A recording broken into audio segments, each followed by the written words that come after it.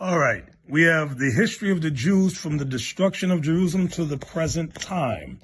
This book was published in 1818. What I'm going to show you, because I know a lot of you got questions about the so-called white man that calls himself Jewish. Does this book, published in 1818, discuss them? Let's see. I'm going over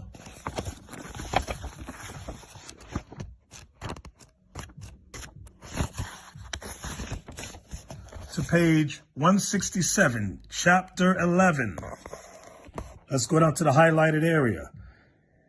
The 8th century is, I'm here. The 8th century is celebrated by Jewish writers for the conversion of Khazar. Some books call these people Khazars. Okay, but it's talking about the conversion of the white man to being Jewish. The conversion of Khazar, a pagan prince, to their belief.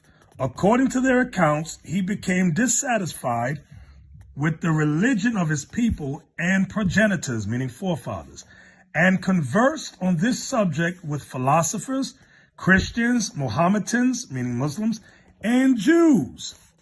These Jews are black Jews.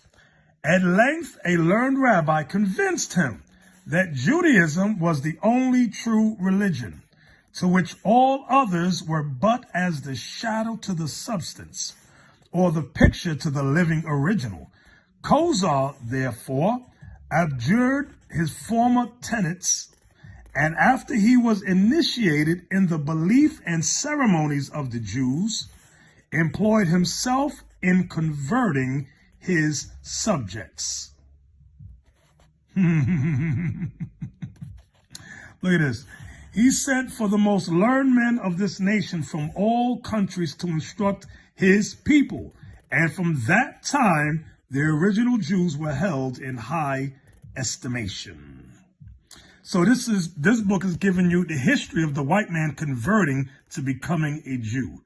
Now continue watching, pay close attention.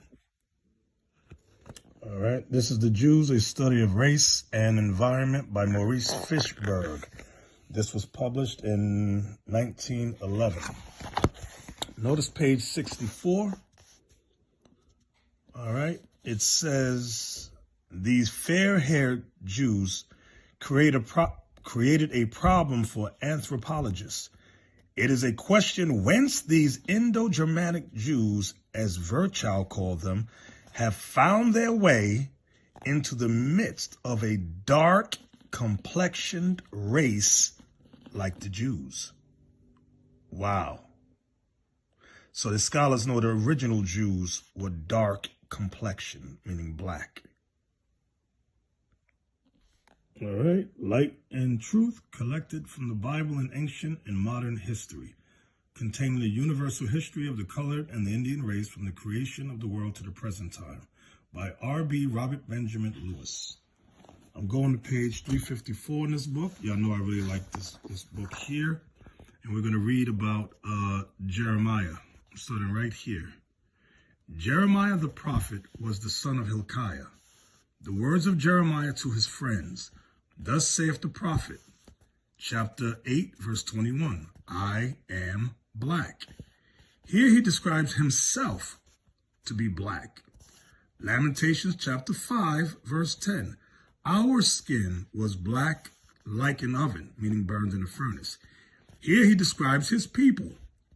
They are black unto or on the ground, mourning because of the terrible famine. Jeremiah 14, that's verse 2. Our necks are under persecution. We labor and have no rest. We have given the hand to the Egyptians, meaning our slave masters, and to the Assyrians, another slave master, to be satisfied with bread. So this book shows you that they knew, according to the scriptures, the Israelites were, are, and will always be a black people. Fact. Commentaries on Hebrew and Christian mythology by Judge Parrish B.